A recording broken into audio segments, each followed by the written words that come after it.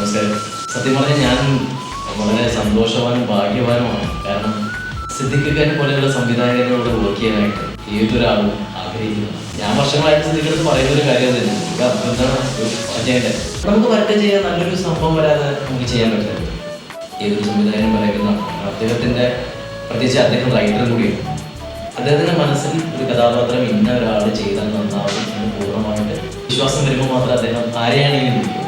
അപ്പോൾ അങ്ങനെ അവസാനം അങ്ങനെ ഒരു ഭാഗ്യം എനിക്ക് കിട്ടി. സിദ്ദിഖ് ലാൽ ചിത്രത്തിൽ ഞാൻ കൊഞ്ചിവ കൺമണി നെഞ്ചിലെ പൊന്മണി ഫുക്രി എന്നൊരു ടൈറ്റിൽ എടുത്ത് ഒരുപാട് പേര് മനസ്സിലാവും. ഫുക്രി ഇതെന്തിനും ഇങ്ങനൊരു പേര് ഫുക്രി?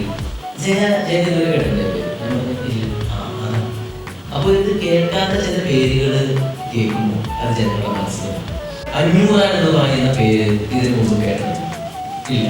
പക്ഷെ ഗോഡ് ഫാദർ സിനിമ കണ്ടതിന് 500 കിടമാണ് എന്ന് പറഞ്ഞതുപോലെ തന്നെ ഫുക്രി എന്ന് പറയുന്ന സിനിമ കണ്ടു കഴിഞ്ഞിട്ടുണ്ടെങ്കിൽ ഫുക്രിയുടെ പ്രാധാന്യം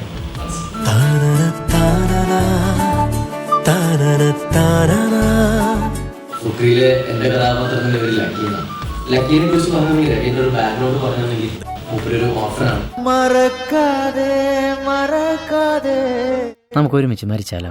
സിദ്ദിഖിയുടെ കൂടെയുള്ള വർക്കിംഗ് എക്സ്പീരിയൻസ് വളരെ സീനിയർ ആയിട്ടുള്ള സംവിധായകരുണ്ട്. അപ്പോൾ സ്വാഭാവികമായിട്ട് ആദ്യത്തെ ദിവസമൊക്കെ എനിക്ക് ടെൻഷൻ ഉണ്ടായിരുന്നു. പിന്നെ ഓഫ്കോഴ്സ് അദ്ദേഹം ചെയ്തിട്ടുള്ള വളരെ സീനിയർ ആയിട്ടുള്ള ആക്ടേഴ്സിൻ്റെ കൂടെയാണ്, മമ്മൂക്ക, ലാലേട്ടൻ, ദിലീപേട്ടൻ എന്നൊക്കെ പറഞ്ഞിട്ട്. അപ്പോൾ അവർക്ക് ചിലപ്പോൾ അവരുടേതായ സ്പേസും ഫ്രീഡും ഉണ്ടാവും.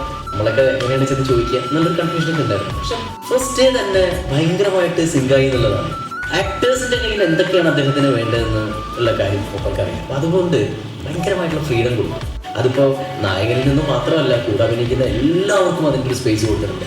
ചിലത് മോശമാണെന്നുണ്ടെങ്കിൽ അത് വേണ്ട കേട്ടോ, അത് മറ്റേതാണ് നല്ലത് എന്ന് പറയുകയും ചെയ്യും. അപ്പം അങ്ങനത്തെ ഭയങ്കര ഒരു ക്വാളിറ്റി ഉള്ള ഒരു സംവിധായകനായിട്ടാണ് എനിക്ക് തോന്നിയിട്ടുള്ളത്.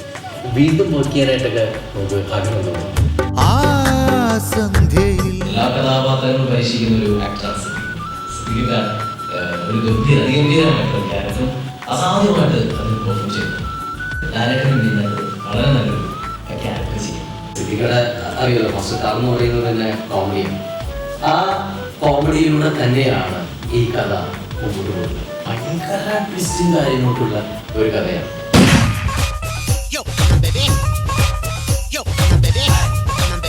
വളരെ സത്യസന്ധമായ കഥയിലൂടെയാണ് ഈ സിനിമ മുമ്പോട്ട് പോകുന്നത്.